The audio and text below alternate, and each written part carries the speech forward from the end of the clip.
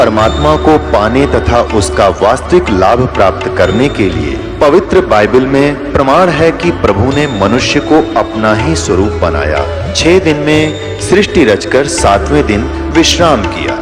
कुरान शरीफ में प्रमाण है कि हजरत मोहम्मद को खुदा स्वयं कह रहे हैं कि मैंने तुम्हें उस परमात्मा की महिमा बताने के लिए भेजा है।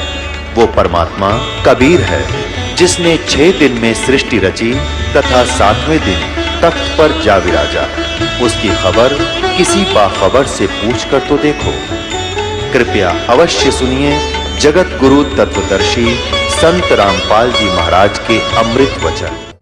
आपकी जमानत करा के लाते हैं कि 3 दिन की जमानत, 4 दिन की जमानत करवा ले। काल की कैद है या इस कैद में हम अपना वो कर्म भोग रहे हैं जो हमें सजा मिली हुई है, और वहां से 3 दिन की छुट्टी करा के लाओ। आपकी यह जमानत पा रहे हो आप, ये समझ लेना।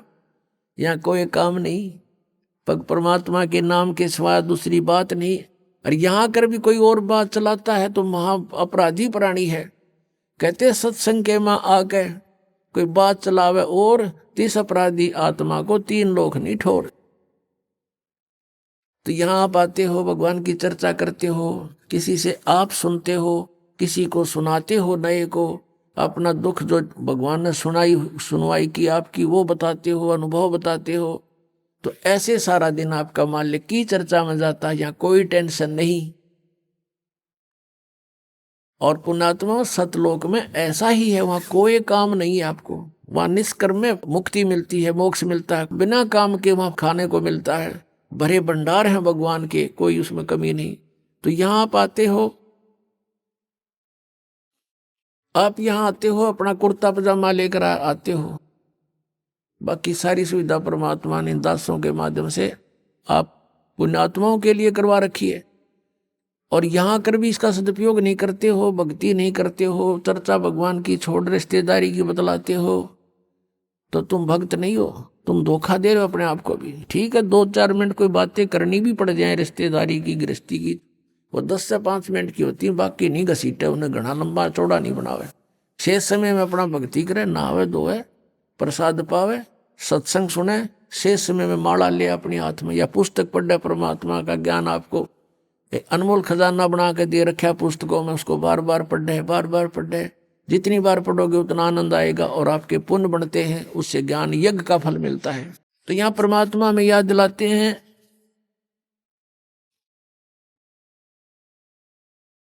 कि ये दम टूटे पिंडा फूटे हो लेखा दरगाह माही, जिसमें आपकी मृत्यु हो जाएगी।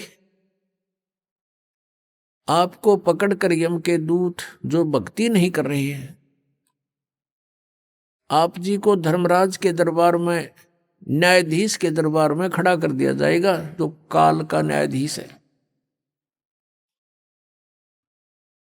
और वहां जाकर के आपसे पूछेंगे कि भाई निकाल क्या लाया गठड़ी में, दिखा तेरा परस, कितनी माया इकट्ठी करके लाया तू। जो पूंजी लेकर गया था मनुष्य के श्वासों की, अब दिखा कितना कमा के लाया। फिर ये नीचे को मुंह कर लेगा ऐसे।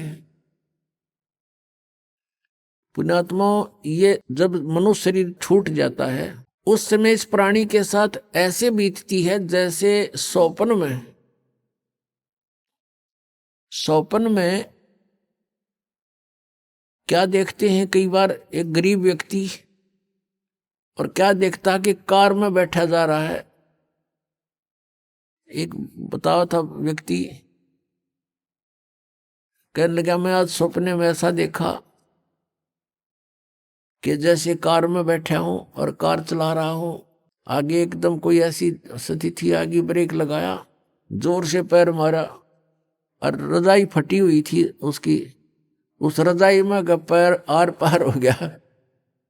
फिर वह आंख खुल गई, यानी निंद्रा भंग होगी, देखो होता है, वो पैर छोड़ दिया। फिर जब स्वप्न टूटा तो देखा ना कार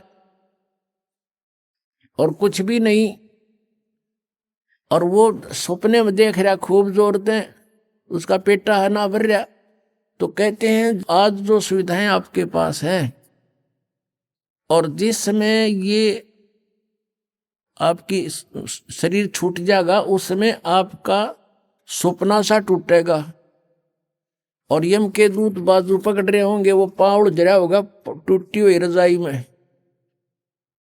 और कहेंगे चल बच्चा। अब उसका विश्वास सा नहीं बनता कि बेटा था, मेरी बेटी थी, कार थी, कोठी थी, कहाँ थी, चल अब बताएंगे तरीके थी। तो यहाँ बताते हैं कि ये सोपन जब टूट जाता है, जब इसका समझ में आवा है कुछ भी ना था, मैं तो वैसे ही दुखी हो रहा था कार में, कदे ब्रेक लाऊं था, कदे गियर बदलूं था, और था कुछ भी को नहीं।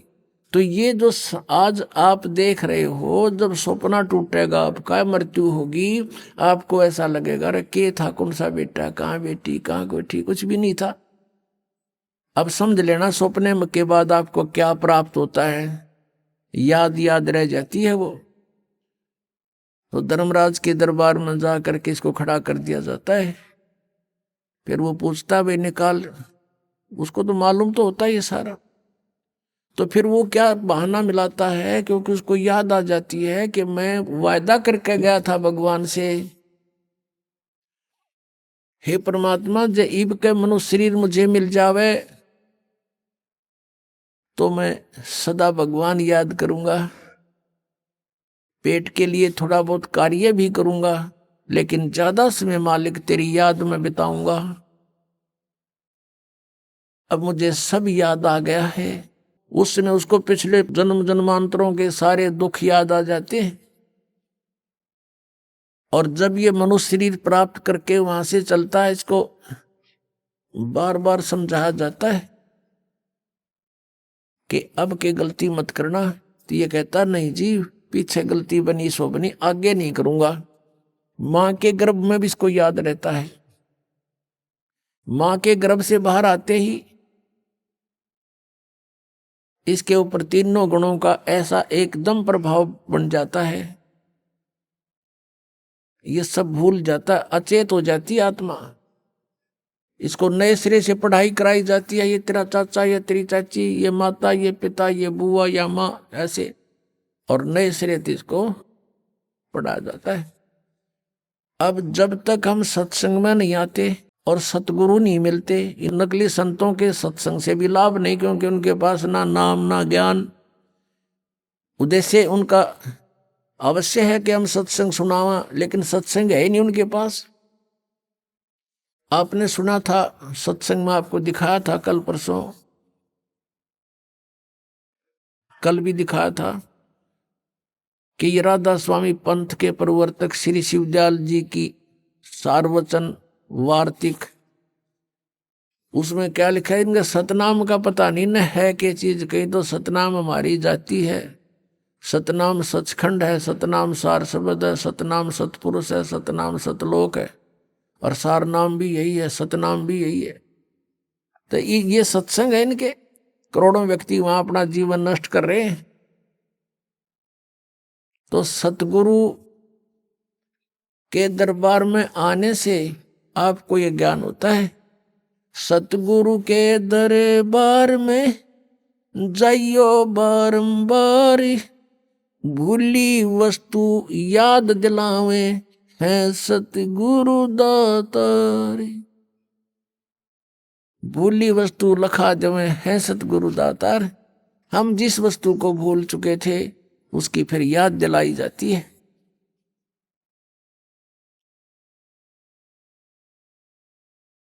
अब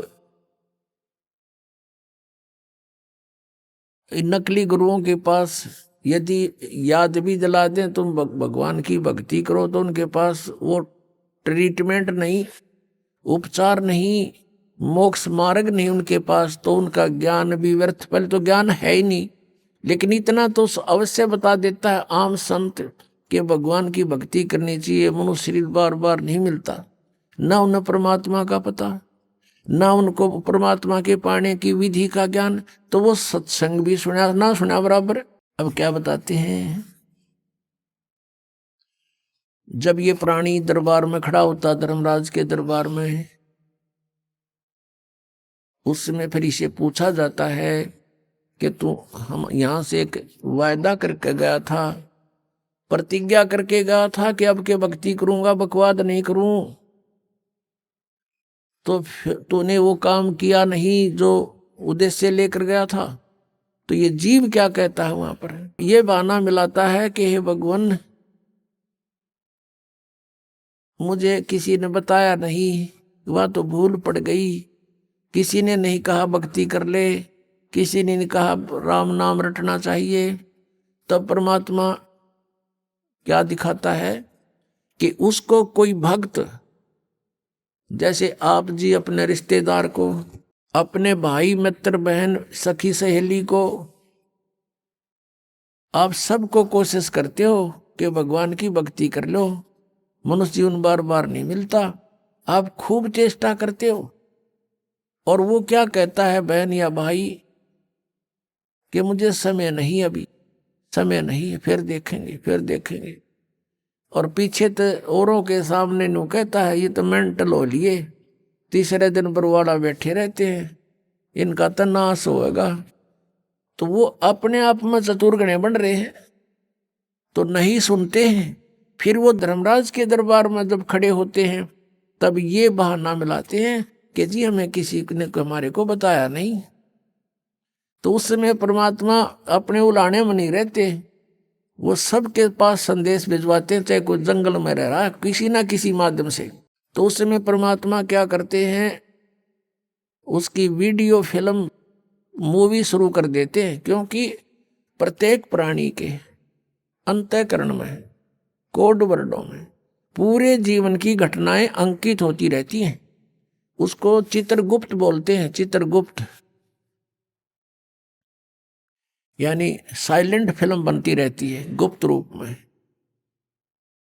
और प्रत्येक प्राणी की है उसके पास असंख्यों जन्मों की अंदर कोड वर्डों में। जैसे आजकल आप देखते हो एक चिप है, छोटी सी चिप होती है, मोबाइल में डालते हैं और उसमें मन 50 घंटों का सत्संग विद्यमान होता है, इतनी को। और ये तो एक मैन मेड और ये गॉड मेड, तो उसने तो पता नहीं क्या बना दे। तो कहने का भाव ये है कि अब परमात्मा के विधान को समझने के लिए हमने इस साइंस ने घनी सुविधा कर दी। अब हम यहां बोल रहे हैं, सुन रहे हैं, कहीं और बीच में वायर भी नहीं, तार नहीं। अब यहां से फैक्स करते हैं, बीच में कुछ भी नहीं है, फैक्स दूसरे के कंप्यूटर में पहुंच जाता है, ईमेल पहुंच जाती है, ये कैसे? तो इसी प्रकार परमात्मा ने पहले ही प्रत्येक प्राणी के साथ ये सिस्टम अंदर ही फिट कर रखा सबके। और यहां जो भी एक घटना आपकी होती है वो एक परमात्मा के कंप्यूटर में ऊपर वहां जाकर के फैक्स रहती है डेली की। तो उस समय ये फिल्म चला देता है, उसका ट्रेलर सुना दिखाता बैकग्राउंड, अब देख ये भक्त आपको क्या कह रहा है और आप क्या कह रहे हो। ये नीचे गर्दन कर लेता है। उस समय इसके पास कोई गुंजाइश नहीं अग्रम अग्रम करने की। फिर ये क्या कहता है, जी गलती बन गई, गलती बन गई, बन गधा, गलती की सजा देता हूं मैं। तो यहां परमात्मा कहते हैं कि आपको समाज से केवल सामाजिक क्रियाओं का ज्ञान ही हो सकता है, और सत्संग में आने से आपको आत्मा और परमात्मा का ज्ञान होगा। जैसे मन ने की कर ले 2 दिन का मेहमान, मन ने की कर ले 2 दिन का मेहमान, जोरू लड़का कुटुम कबीला 2 दिन का तन मन का मेला, जोरू लड़का कुटुम कबीला 2 दिन का तन मन का मेला, अंत काल उठ चले अकेला ये तजमाया मंडान, मन ने की कर ले 2 दिन का मेहमान, मन ने की कर ले 2 दिन का मेहमान। कहाँ से आया कहाँ जावेगा, तन छूटे तब कहाँ समावेगा, कहाँ से आया कहाँ जावेगा, तन छूटे तब कहाँ समावेगा। आखिर तुझको कौन कहेगा, गुरु बिन आत्म ज्ञान। मन ने की कर ले, 2 दिन का मेहमान। मन ने की कर ले, 2 दिन का मेहमान। कौन तुम्हारा सच्चा साईं, झूठी है ये सकल सगाई। अब परमात्मा कहते हैं तू नो पहचान कर ले, तेरा सच्चा मालिक कौन है, सच्चा साईं कौन है। और फिर कहते हैं ये जो तेरे नाते हैं, रिश्ते हैं, ये तो अस्थाई हैं। आपको यहाँ एक लालच में भलो कर रखा हुआ है।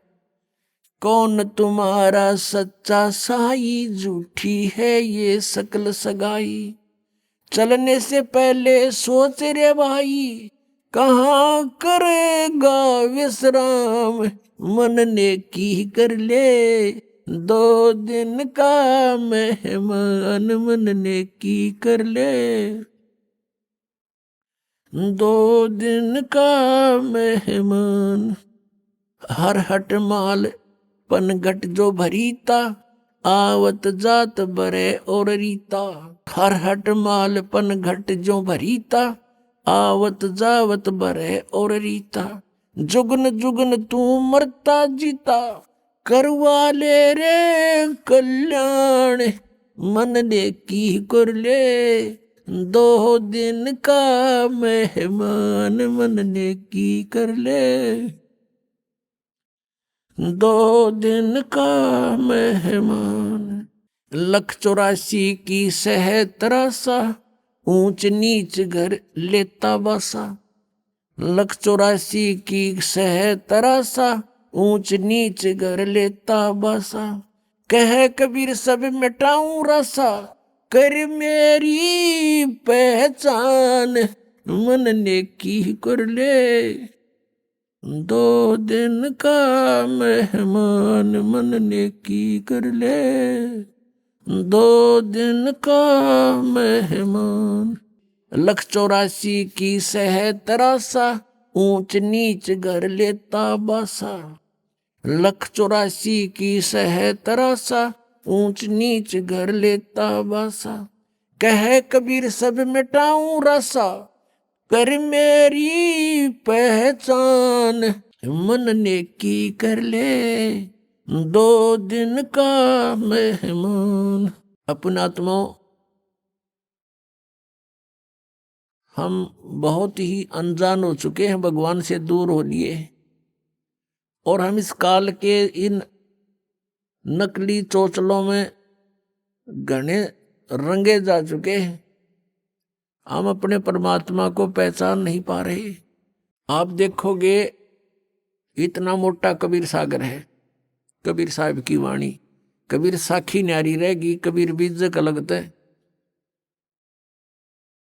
और कबीर साहब की शब्दावली न्यारी। तो उस परमात्मा का उद्देश्य क्या था इतना थूक बिलोने का? क्योंकि वो हमारा पिता है और वो चाहता है कि अपने बच्चों को मैं ऐसा ज्ञान दे दूं ये मुझे पहचान ले। और परमात्मा को ना पहचान कर हम इस काल के जाल में असंख्य युगों से फंसे हुए हैं। अब इसमें क्या बताया है कि मन नेकी कर ले तो 2 दिन का मेहमान। इस संसारिक सुख को, संपत्ति को जोड़ने में अपना जीवन नष्ट ना करे।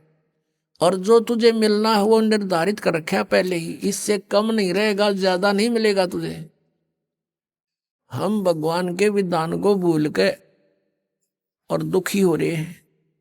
हम किसी का कोई मान ले 2 पैसे कमा रहा है तो ईर्ष्या बनती है कि ये क्यों कमा रहा है, फिर होड़ बनती है मैं भी कमाऊं, और आप कमाने लगे उसमें घाटा पड़ गया तो फिर दूसरा तरीका अपना होगा, कोई चोरी ठगी मिलावट का, रिश्वत का, फिर उसका कितना भयंकर दुख उठाएगा। तो कहने का भाव ये है कि इस तरह की जो पीड़ाएं हमें हो रही है बिना ज्ञान के हो रही है। अब भगवान आकर के हमें क्या बताता है कि तेरी पत्नी और पुत्र जोरू लड़का और ये कुटुंब कबीला, ये 2 दिन का तेरे तन मन का मेला, और अंत समय उठ चले अकेला। ये तज माया मंडान, जो तूने बैंक बैलेंस बना दिए, माया के ढेर लगा रखे हैं, 1 सेकंड में छोड़ कर चला जाएगा। इसने पता नहीं किस पर दुरुपयोग करेंगे तेरे पुत्र, और दंड तने भोगना पड़ेगा जो इसे पाप से पैसा जोड़ा। और फिर क्या बताते हैं, कहाँ से आया कहाँ जावेगा, तन छूटे तब कहाँ समाओगा। अरे हम घर से चलते हैं, जिस दिन किसी कारण से हम दूर देश जाना होता है दूसरे शहर में, तो जाने से पहले रात को रुकने की व्यवस्था कर लेते हैं कि कहाँ पर रुकेंगे। कुछ ना कुछ सोच के चलते हैं, चाहे ये सोच कर चलें होटल में रहेंगे, या ये सोच कर चलें कि वहाँ धर्मशाला में रहेंगे, या कोई मित्र रिश्तेदार का कोई एड्रेस ले लेते हैं। और संसार छोड़कर चलते हैं हम, कोई एड्रेस लेकर नहीं चलते, ना कोई व्यवस्था पैसे जेब में लेकर चलते कि वहाँ कुछ आगे पर जरूरत पड़ेगी। तो वहाँ शरीर छोड़कर जाने के लिए जो करेंसी हमने ले जानी होती है, वो पहले से ही उसके चेंज करानी पड़ती है करेंसी को।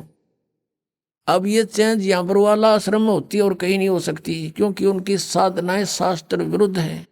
और यहाँ पर है, आप धर्म पुण्य करते हो, ये आपकी पूंजी, आपकी करेंसी चेंज होगी, ये यहाँ काम यहाँ तो आवेगी, और इसका जब यहाँ संसार छोड़कर जाओगे आपको आगे रखी पाओगी आपकी उस बैंक में, भगवान वाले में।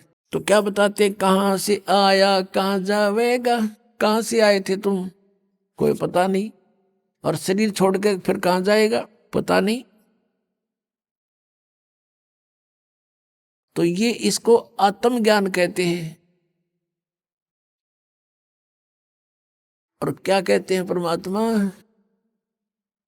कहाँ से आया कहाँ जावेगा, तन छूटे तब कहाँ समाओगा। आखिर तुझको कौन कहेगा, गुरु बिन आत्म ज्ञान, मन ने की कर ले 2 दिन का मेहमान। अपना आत्माओं, हम इतनी गहराई से सोचते नहीं भगवान के इस विचार को, वो क्या कहना चाहते हैं। अब कैसे बोलते थे परमात्मा, कहीं भी जाकर खड़े हो जाते थे कबीर परमेश्वर, और अपनी आवाज में अपनी अमृतवाणी को बोलना शुरू कर देते। जैसे ये शब्द आपको सुना रहा ये दास, इसमें कितना गहराई भरी हुई है। कहते हैं कि तू संसारिक व्यवहारिक लोगों से संपर्क में है, और वो तुझे केवल व्यवसाय की ट्रेनिंग ही दे सकते हैं, व्यवहारिक बातें ही बता सकते हैं कि कितने अच्छी आत्माएं हैं। लेकिन तुझको गुरु के बिना ये आत्मज्ञान कोई नहीं बता सकता। आखिर तुझको कौन कहेगा, गुरु बिन आत्म ज्ञान, मन ने की कर ले 2 दिन का मेहमान। अपने आत्माओं, ये शब्द गान के नहीं, ये रोण के हैं। अब ये गाना नहीं है, जैसे किसी का पुत्र मर जाता है और वो माई रो रही होती है और वो गा भी रही होती है, लेकिन वो गा नहीं रही उस समय, वो रो रही होती है उस गाने के माध्यम से। तो यहाँ परमात्मा रो रहे हैं हमारे को कि तू कहाँ संसारिक व्यवहारिक बातों में सारा जीवन नष्ट कर रहा है, तुझे गुरु के बिना कौन बताओगा, तू कौन है, कहाँ से आया, उद्देश्य क्या था तेरा। आखिर तुझको कौन कहेगा, गुरु बिन आत्म ज्ञान है। और उसके निकट नहीं जा रहे तुम। आप देखते हो कितने लोग व्यक्ति सत्संग में आते हैं, बाकी सारे अपने पेट के लिए दिन रात बस दौड़ धूप मचा रहे हैं। और ये सौभाग्य आपका कि आप गुरु का ज्ञान सुनने को मिल गया। ये नकली गुरुआं तभी बात ना बनती परमात्मा के सामने। इस काल ने कितनी कठिनाई पैदा करी, झूठे गुरु भेज दिए, नकली ज्ञान बतावें, नकली नाम बतावें। और ये भोली आत्मा उनको परम धनी मान के पूर्ण पूर्ण गुरु मान करके आंखें बंद करके बैठे श्रद्धालु। अब उनको कहते हैं कि तुम्हारी साधना गलत है, वो नाराज हो जाते हैं और लड़ने को उतारू हो जाते हैं। अब भोली आत्मा है, उन्होंने तो उनको पूर्ण संत मान रखा है, उनको क्या कहेगा पता नहीं।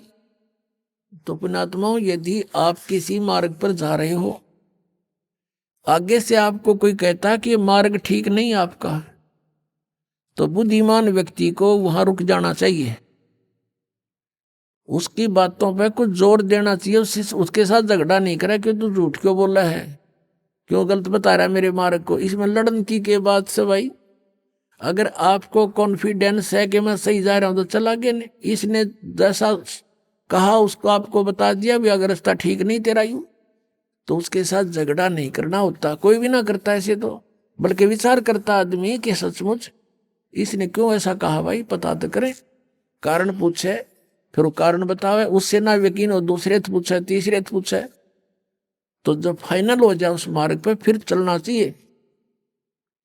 और इसी में यही बुद्धिमता है। तो पुण्यात्मा दास बार बार कह रहा है कि ना तो राधा स्वामी पंथ, दन दन सतगुरु पंथ, जय गुरुदेव पंथ वालों के पास मोक्ष मार्ग नहीं है, ये जीवन नाशक है, ये बिल्कुल, इनके नाम भी गलत, इनका ज्ञान भी गलत,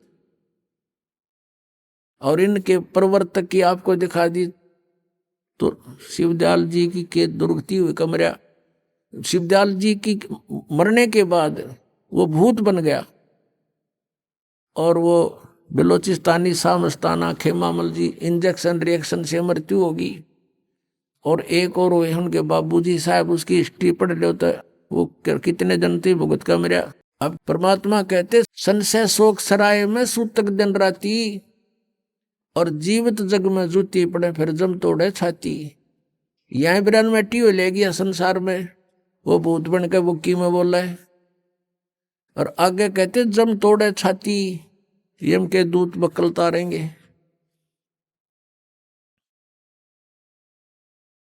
अब क्या बता रहे हैं परमात्मा कि यो सौदा फिरना ही संतो, यो सौदा फिरना ही, ये लोहे जैसा ताव जात है काया देश राही।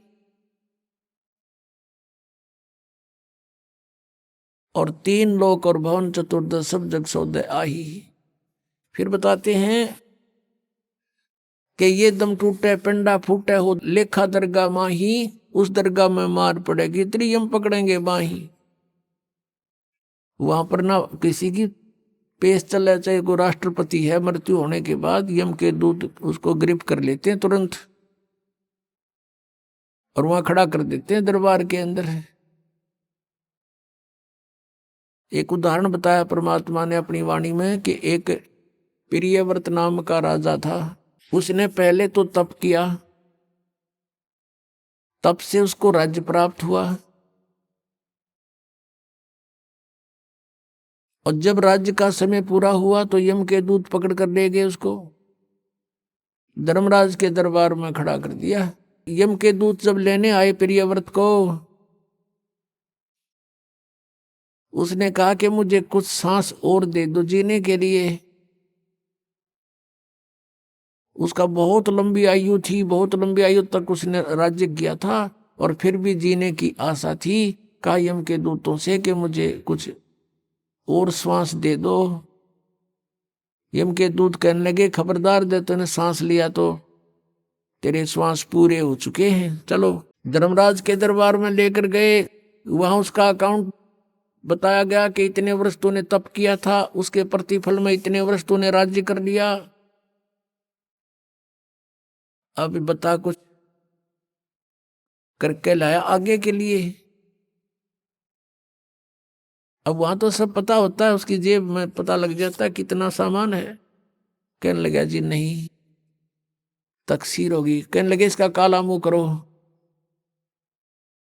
अब प्रियव्रत कहता है मेरा काला मुंह क्यों किया जाता है, राजा था पूरी पृथ्वी का। तो धर्मराज ने कहा कि भक्ति के लिए भेजा था, भक्ति करे नहीं डले डोए। और फिर वो प्रियव्रत कहता गलती बन गई। धर्मराज कहता मैं तो गलती की सजा देता हूं, जाओ पशु की योनि में जा राजा, अब गधा राजा बन जा। परमात्मा कहते हैं कबीर हरि के नाम बिना ये राजा रसब हो, रसब माने गधा। और मट्टी लदे को मार के और घास न डाले कोई। अपने आत्माओं वो परमात्मा कितने दयालु हमें कितनी कितनी कितनी वाणी बोल करके बता रही हैं। और साथ में ये भी बता रहे हैं कि तू मुझे पहचान ले, तेरा सब झंझट खत्म कर दूंगा, ये रास्ता न खत्म कर दूंगा जन्म और मृत्यु का। तो पुणात्माओं कहते हैं उस दरगाह में मार पड़ेगी, यम पकड़ेंगे बाही, जा दिन की मुझे डर नहीं लागे, लज्जा रहे कि नहीं। फिर क्या बताते हैं कि नर नारायण देह पा तू फिर 84 जाही। परमात्मा जैसा शरीर मनुष्य का शरीर आपको मिला है, परमात्मा का ऐसा ही मनुष्य सदृश शरीर है, इसलिए परमेश्वर को भी पुरुष कहते हैं। और उस पुरुष ने मनुष्य को अपना शरीर दिया है तो मनुष्य को भी पुरुष बोलते हैं। लेकिन परमात्मा का जो मटेरियल है शरीर का वो हमारे जैसा नहीं है। असनाविरम शुक्रम अकायम, असनाविरम, उसका शरीर माता पिता के योग से बने शुक्र का नहीं है, उसकी शरीर में नाड़ी आदि का व्यवस्था नहीं है, वो स्वयंभू है, परिभू है, वो कबीर मनीषी है, सप्रियागात है, सबसे प्रथम देहधारी वही परमात्मा है। आप क्या बताते हैं कि नर नारायण देह पाकर तो फिर 84 जाही, कुल परिवार तेरा सकल कबीला, मसलत एक ठराई, बांध पिंजड़ी आगे धर लिया मरगट को ले जाही। मृत्यु होते ही कुल के लोग इकट्ठे हो जाएंगे और उसी समय कहेंगे उठाओ इसको, उठाओ जल्दी करो। और उसी समय उठा के कहते बांध पिंजड़ी आगे धर लिया मरगट को ले जाई। और अग्नि लगा दिया जद लंबा फूक दिया उस ठाई। अब शरीर तो फूक दिया, अब आगे फिर इन नकली गुरुओं ने एक और नया प्रोसेस शुरू करा दिया। कहते हैं पुराण उठा फिर पंडित आए, गुरुजी आगे और पीछे गरुड़ पढ़ाई। तेरा गजब भैया। परमात्मा कहते हैं जो मरने वाला मर गया और अब उसके उपलक्ष्य में गरुड़ का पाठ करा रहे हो तुम। अब गरुड़ पुराण में बहुत ही ऐसी बातें हैं जो जीव ने पहले पढ़ लेनी चाहिए। उसमें लिखा है कि एक ने ऐसा जुल्म किया था, उसका बेटा मर गया। उसने ऐसा अपराध किया था, उसकी आंखें फूट गई। एक ने ऐसा अपराध करते थे, उसके हाथ कटते हैं। यम के दूत आते हैं, जो भक्ति नहीं करते, सच्ची भक्ति नहीं करते, उनको पकड़ कर ले जाते हैं, जो दान धर्म नहीं करते। और आगे क्या देखते हैं कि ऐसी गर्म जमीन के ऊपर से ले जाते हैं नंगे पैरों उसको। आगे जो शुभ कर्मी प्राणी है वो भंडारा छक रहे होते हैं, खीर खांड हलवे उनके लड्डू जलेबी खा रहे होते हैं। और वो कर्महीन प्राणी, भक्तिहीन प्राणी, दानहीन प्राणी वहां से जाता है और देखता है, उनको कहता है यम के दूतों से, भगवान के दूतों से कि भी मुझे भोजन करा दो, मुझे भूख लगी है। वो कहते हैं नहीं, तेरे शुभ कर्म नहीं है, चल तुझे भगवान के दरबार में पेश करके तुझे फिर कुटाई करेंगे तेरी। कहते हैं परमात्मा का कहने का उद्देश्य ये है कि वेद पुराण उठा फिर पंडित आगे पाछे गरुड़ पढ़ाई, कि उसको गरुड़ पुराण का पाठ पहले कराना चाहिए था, पहले सुनाना चाहिए था। वो बुराइयां बचता, डरता और शुभ कर्म कर जाता और उसकी दुर्गति ना होती। वो तो गधा बन गया और पाछे उसका गरुड़ पुराण का पाठ करा रहे। अब क्या फायदा मरने के बाद मुंह में घी डालन का। अब क्या बताते हैं कि पुराण उठा फिर पंडित आए, पीछे गरुड़ पढ़ाई। और फिर बताते हैं नर से तीतु पशुआ की जय गद्दा बैल बुनाई। ये 56 भोग कहा मन भोरे की कुरुड़ी चरने जाई। पुणात्मा परमात्मा ने हमें बताया है वह सच्चाई है कि कबीर ये माया अटपटी और सब गट आण अड़ी, वह किस किस ने समझाऊं या कुएं भांग पड़ी। हमने इस काल के नकली इस सुख की भांग पी रखी है इस कुएं में, काल के कुएं में। और सबके एक जैसी ही बुद्धि होगी, जैसे शराब पिए हुए व्यक्ति या भांग पिए हुए व्यक्ति आपने चाहे 100 मिल जाए रास्ते में, उनकी एक जैसी भाषा होती है, एक जैसी चाल होती है। लटक दे किधर पैर टेकें किधर इधर जावे, बोल रहे तो और में बोलेंगे। तो किसी ने बात करके देख लो, जिन्होंने नशा कर रखा वो एक जैसी भाषा जानते हैं। तो हम सभी को इस काल ने भांग प्या रखी है झूठे सुख की, और सभी हम इसी में इतने मस्त हो रहे हैं। और यहां परमात्मा याद दिलाते हैं, जिसकी भांग उतर जाएगी। एक व्यक्ति शराब पिए पड़ा था, और ऐसी गंदे स्थान पर गिरा हुआ था। फिर उसको उठाकर लाए घर वाले, और सुबह फिर नहा धोकर वो गया ना, उसका छोटा लड़का बताता है साथ में, पापा शाम ना आप यहाँ पड़े थे। वो कहता मैं यहाँ था, यहाँ पड़ा थे तुम, बता। शराबी ने बेटा नहीं कहा पापा रात को आप यहाँ पड़े थे। और फिर वो कह रहे तेरा के जो ये तो बहुत बुंडी जगह है। अब जब पड़ा था उड़ा टिट्टी पाक रहा था, जब उसको इस बात का पता नहीं था, तो इसी गंदे स्थान पर पड़ा है। तो हम आज जिस स्थान में रह रहे हैं, ये ऐसी स्थिति में रख रखे हमारे को।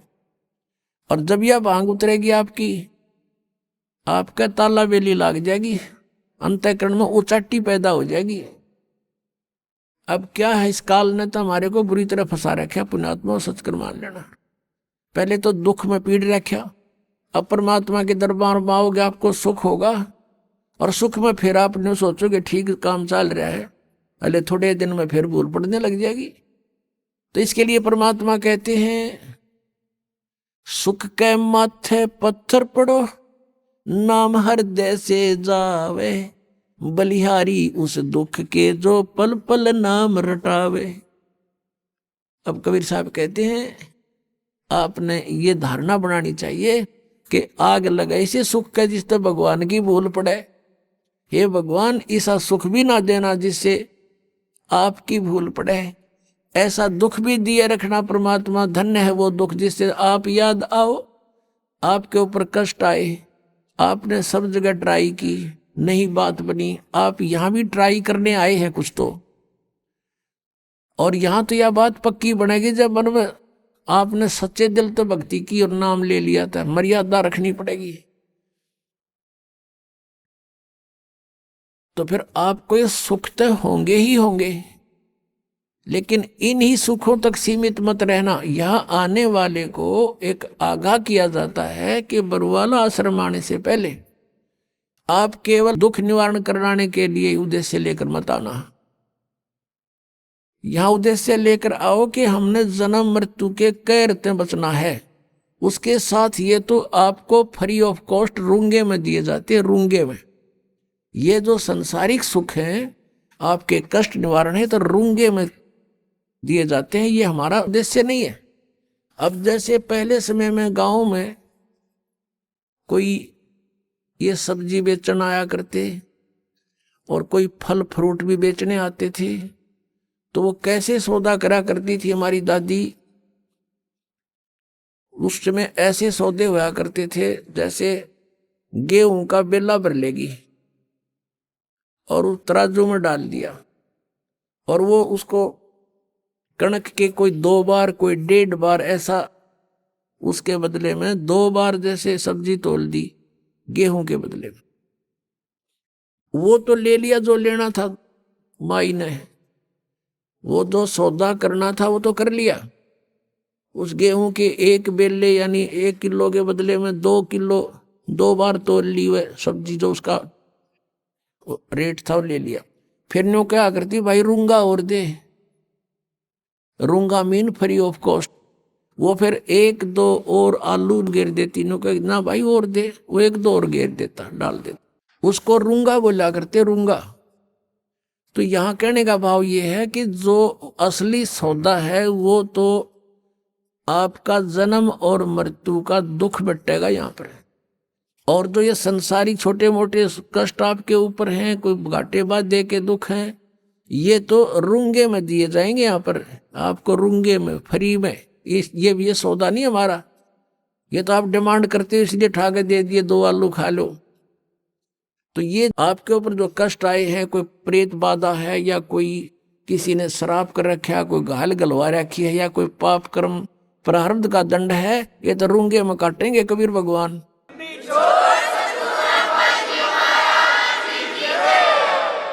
आपका असली रोग तो जो है जन्म और मृत्यु का है। अब क्या बताते हैं, नर से तीतू पशुआ की जय गद्दा बैल बनाई, ये 56 भोग कहाँ मन बोरे, कि तकुरेड़ी चरणे जाई। पुणात्माओं, हमने इस काल के इस झूठे सुख की भांग घनी पी रखी है, और हमारा आज यकीन ना होता कि हम गधे भी बनेंगे, और हम कुत्ते गधे सुअर बनेंगे, और वो आहार करेंगे जो आज वर्तमान में कुत्ते गधे कर रहे हैं। उसके लिए याद दिलाते हैं, सुखदेव ने 84 भुगती बना पजावे खरवो, तेरी क्या बुनियाद पुरानी, तू पेंडा पंथ पकड़े वो। कहते सुखदेव जैसे ऋषि ने 84 लाख प्राणियों के शरीरों में कष्ट भोगना पड़ा। सुखदेव ने 84 भुगती बना पजावे खरवो, और तेरी क्या बुनियाद पुरानी, तू पेंडा पंथ पकड़वो। के सुखदेव ने 84 भुगती, गधा बन गया पजावे पे। पजावा होता है यहाँ पर, पजावा होता है जैसे कुम्हार लगाते थे पहले, उसमें ईंटें पकाते थे, और ईंटों के पकाने के बाद जो राख बचती थी उसके ऊपर ही और लगा देते थे। उसको कहीं डालने की जगह नहीं होती थी उनके पास, उसके ऊपर ही फिर दूसरी वर्ष लगा लेते थे, फिर तीसरे वर्ष ऐसे। तो बहुत ऊंचा ढेर हो जाता था, और गधे पे नीचे से कच्ची ईंटें डालते हैं उसके कमर के थैले पे, और नीचे से कच्ची ईंटें ले जाते हैं, कच्ची उतारते, पक्की फटाफट ठोक देते हैं उसके ऊपर, और फिर दे का लठ डंडा नीचे को धक्का दे देते हैं। 1 सेकंड की भी उसके पास समय नहीं है, नीचे से भी लद्दा जाता है, ऊपर से भी लद्दा आता है, और कमर टूट जाती है गधे की। और शाम को आहार करने के लिए कहाँ जाता है, कुर्डियों पर, यानी बाहर मैदान में, वहां खाता है, फिर चारा भी बाहर चर के आता है, और सेवा को मार की करता है। और फिर टूटी कमर पर जख्म हो जाता है, उसको कौवे नोचते हैं, उसी जख्म के ऊपर आते ही कुम्हार जो कानू वो थैला रख देता है, और ईंटें भर के फटाफट उसको स्टार्ट कर देता है लेकर लठ। और फिर देखो पुण्यात्मा, अपना शरीर यहाँ कहीं से छुल जा, खाल थोड़ी सी किसी कारण से भी, और उसके ऊपर कपड़ा भी लग जाना, कपड़ा वैसे भी आंखों में पानी आता है, इतनी पीड़ा होती है। और आज वो अफलातून जब राजा बना हुआ था, भक्ति करी नहीं, सच साधना की नहीं, आज गधा बना हुआ है, कमर टूटी है, ऊपर थैला, और थैले के अंदर से कोरस सैंड, यानी वो खोरा ईंटों का जो रेत, वो जख्म पर गिरता आकर के, और ऊपर से ईंटों की रगड़ लगती है उसके, ऐसे चलते चलते, और उसकी आंखों में से पानी आता है, वो कुछ नहीं कर सकता, विवश है। अपनात्माओं, पहले तो हम भी ऐसे ही थे, अब परमात्मा की दया से आत्मा निर्मल हुई, ये बातें याद आती हैं तो भी शरीर कांप जाता है। और एक बार नहीं, असंख्यों बार, एक बार नहीं असंख्यों बार ये कष्ट उठाए हमने। अपनात्माओं, आपको कितना राहत होने जा रही है, कितना लाभ होने जा रहा है, आप नहीं समझ सकते इसको। और हम कितना कष्ट उठा चुके हैं असंख्यों बार। ये तो एक बार के गधे का एक दिन की बता रहे हैं, ये कष्ट एक दिन में ऐसा होता है, और एक गधे का जीवन कितना है। अब इसलिए बताते हैं सतगुरु के उपदेश का, जय सतगुरु की संगत करते सकल कर्म कट जाई, अमरपुरी पर आसन होते जहां धूप ना छाई। यदि सतगुरु की संगत करते, शरण में आ जाते, ये नकली सतगुरुओं की नहीं बात बनती, तो कहते हैं ये कैसा दुख आपके ऊपर हो रहा है, किस प्रकार बाईपास निकालेंगे संत।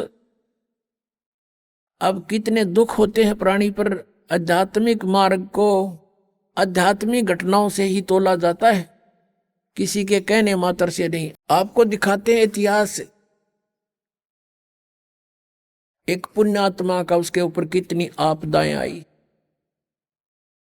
और जो धन आपको प्राप्त होने जा रहा है, जो ज्ञान और भक्ति और विधान आपको मिलने जा रहा है, उससे आपको कितना बेनिफिट होगा, कितना राहत मिलेगी।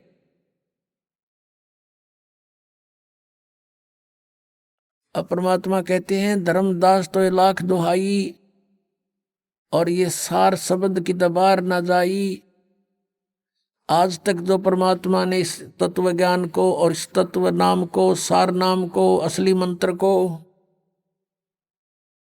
छुपा के रखा हुआ था, क्योंकि सतयुग त्रेता द्वापर में ये प्राणी दुखी नहीं होता, और पिछले पुण्य कर्म इसके घने साथ होते हैं, जिस कारण से कोई भी कुछ भी साधना भक्ति कर रहा होता है उसमें भी वो सुखी रहता है। वो ये सोचता है मुझे इस साधना से ये सुख प्राप्त है। इस कारण से सतयुग त्रेता द्वापर में परमात्मा ने काल को छूट दे दी थी। इसने डिमांड की, प्रार्थना की करके मांगा था और कह दिया था ठीक है भाई, 3 युगों में हम नहीं ले जाएंगे प्राणी, और चौथे युग कलयुग में हम ले जाएंगे। तो आज से कलयुग से पहले का कोई इतिहास दिखा दो, कोई मुसलमान न्यारा बना हो, या ईसाई अलग बना हो, या कोई जैनी अलग बना हो। हम वेदों अनुसार साधना करते रहे, एक ही हमारा इतिहास था। वर्ण केवल कर्म आधार से थे। अब कलयुग में देख ले कितना हमारे अंदर कितनी इसने फूट डाल दी। कोई हिंदू बनाया, कोई मुसलमान बनाया, कोई ईसाई बनाया, कोई सिख बनाया, कोई कुछ बना दिए, हमें अलग अलग पाट दिया। इसको डर था कि कलयुग में परमात्मा से वायदा हुआ है वो आएंगे या अपना कोई दास भेजेंगे अपनी शक्ति देकर, तो उस समय तक ऐसा कर दो इन प्राणियों को ये कति कंडम हो जाए, एक दूसरे के शत्रु हो जाए, कोई एक दूसरे की साधना को गलत बता दे तो मरण में तैयार हो जाए। ऐसे समय में परमात्मा ने ये स्टार्ट किया है। लेकिन ये बुद्धिहीनता हमारी, मान ले मैं आपके मार्ग को गलत बता रहा हूं और आपको कॉन्फिडेंस है सही है, तो मेरी बातें ना सुनो, इसमें झगड़े की क्या बात है। तो ये काल ही करवाता है। लेकिन अब परमात्मा की मेहर होगी अपने बच्चों पर, समाज शिक्षित है, सब इतिहास हमारे पास है, हमारे सदग्रंथ प्रत्येक धर्म के, प्रत्येक धर्म वालों के पास है। अरदास उसमें बताओगे ऐसा लिखा, आप खोल कर देख लेना, बात समझ में आ जाएगी। तो अभी तक हम सतगुरु ना मिलने से कितना कष्ट उठाया। सतगुरु के उपदेश का लाया एक विचारे, जय सतगुरु मिलते नहीं फिर जाते नरक दुआरे। नरक द्वार में दूत सब करते खेचा ताने, उनसे कभू ना छूटता फिर फिरता चारों खानी। ओहे, 4 खानी में भरमता कबू न लगता पारे, सो फेरा सब मिट गया मेरे सतगुरु के उपकार।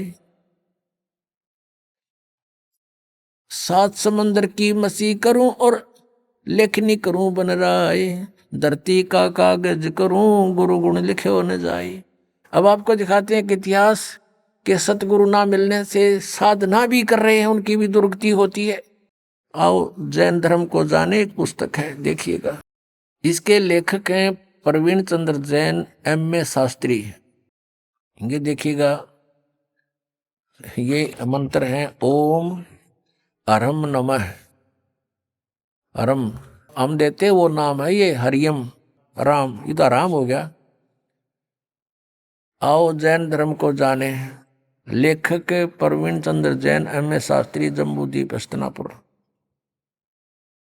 और प्रकाशक हैं श्रीमती सुनीता जैन, जम्बूद्वीप हस्तिनापुर मेरठ। इसके 294 पृष्ठ पर आपको पढ़ाते हैं। आओ जैन धर्म को जाने, ये तो है पुस्तक का नाम, विशेष प्रकरण, और 293 पृष्ठ। प्रश्न है श्री महावीर भगवान के अन्य कौन कौन से नाम हैं। उत्तर है 5 अन्य नाम हैं, वीर, अतिवीर, सम्मति, महावीर, और वर्धमान एवं वर्धमान। 294 पे लिखा है, श्री महावीर भगवान के जीवन का कथन कहां से प्रारंभ होता है? उत्तर है पुरुरवा नामक भील की पर्याय से। पुरुरवा नामक भील कौन था? उसने क्या किया? पुष्कलावती देश की पुंडरीकिणी नगरी में वह भीलों का राजा था।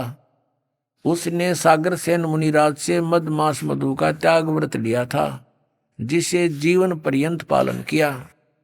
महावीर भगवान का जीव पुरुरवा भील की पर्याय से यानी जीवन से निकलकर कहाँ गया? पहले 100 धर्म स्वर्ग में एक सागर की आयु वाला देव हुआ। पहले स्वर्ग के बाद महावीर भगवान का जीव कहाँ गया? भरत चक्रवर्ती की रानी अनंतमती से मारीची नामक ज्येष्ठ पुत्र हुआ। अब ये भरत किसका पुत्र था ये दिखाते, ये मारीची भरत का पुत्र हुआ। अब और दिखाते हैं, ये पुस्तक दिखाते हैं आपको, जैन संस्कृति कोश, जैन इतिहास संस्कृति एवं कला एवं पुरातत्व, भागचंद्र जैन भास्कर। जैन संस्कृति कोश, जैन इतिहास, ये एक पुस्तक है। प्रथम खंड, लेखक हैं प्रोफेसर भागचंद्र जैन भास्कर। और ये कहाँ से छपा है? जैन संस्कृति कोश, जैन इतिहास, ये वही है। लेखक हैं प्रोफेसर भागचंद्र जैन भास्कर। प्रकाशक ये दो हैं, दरबेरी दरबी, देख लो तुम, ये आपके सामने है। और ये कहाँ से प्राप्ति स्थान है? ये यहां से इनका। अब आपको इसके 175 पृष्ठ पर ले चलते हैं। ये 175 पृष्ठ है। ऋषभ देव के पौत्र ऋषभ देव जी को जैन धर्म का प्रवर्तक माना जाता है। प्रथम तीर्थंकर है ये ऋषभ देव। इनके पोते हैं वो मारीची, जिनकी अब कथा सुनाऊंगा, और भरत के पुत्र हैं। इसको पुराण में वैदिक धर्म का प्रवर्तक माना गया है। ये मारीची वैदिक धर्म का प्रवर्तक है, जिसको वैदिक धर्म का गाटा जोड़ रहे हैं ना, ये उसका प्रवर्तक है ये मारीची। और इसके साथ के बीती ये दिखाता हूं। यही मारीची जैन परंपरा में आगे चलकर महावीर वर्धमान बना। अब देखो आगे, अब 176 पृष्ठ पे, अब नीचे देखो, जैन धर्म का विकास इतिहास।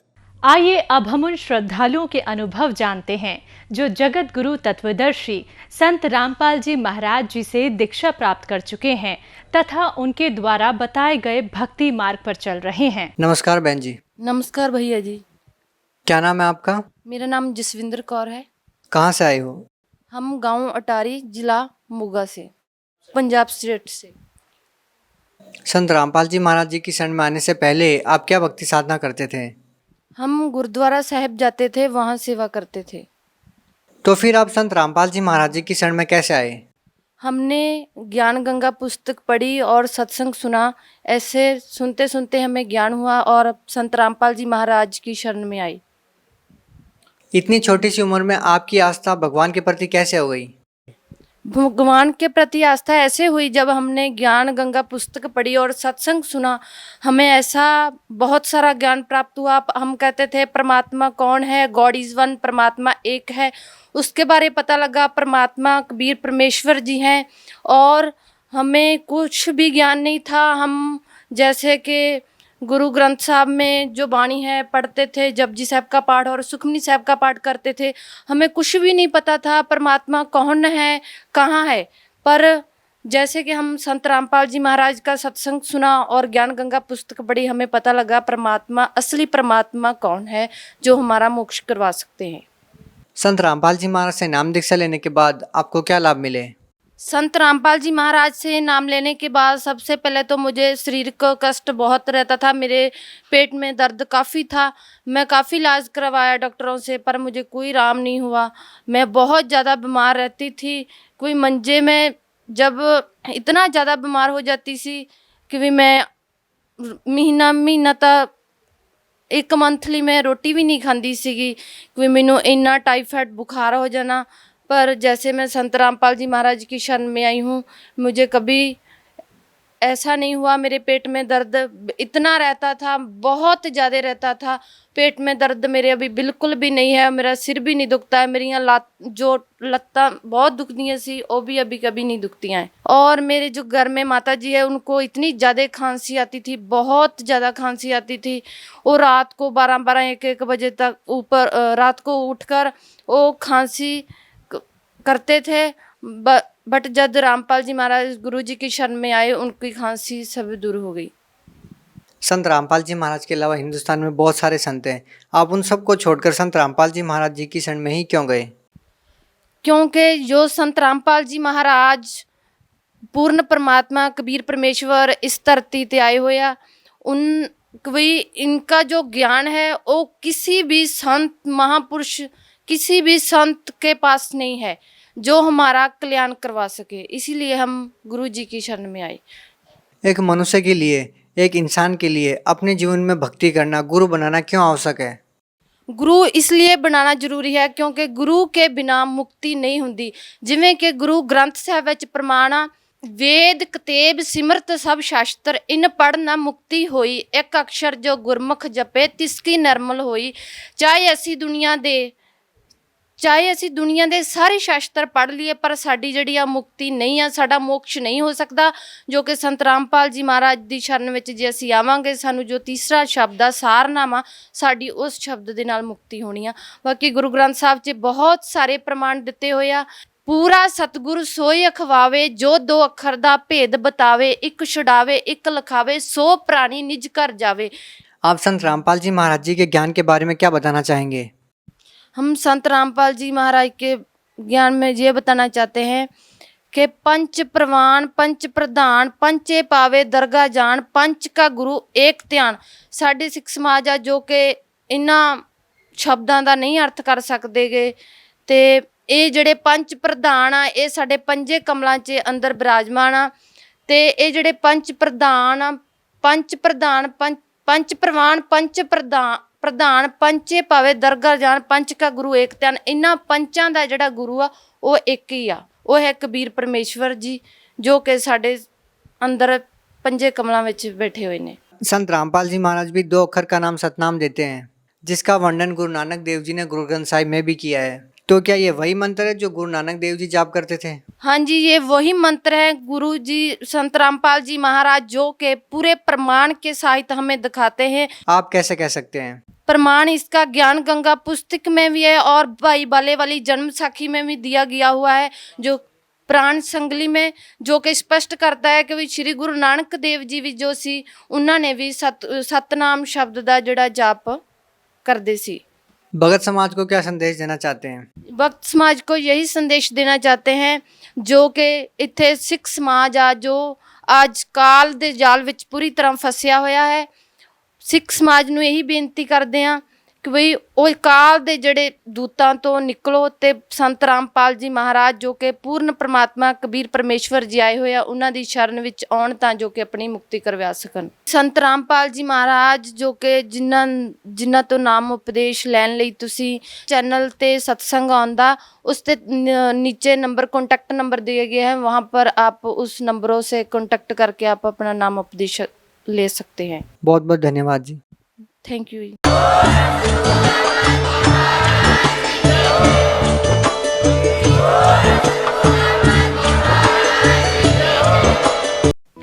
आप सुन रहे थे जगत गुरु तत्वदर्शी संत रामपाल जी महाराज के मंगल प्रवचन। अधिक जानकारी के लिए संपर्क करें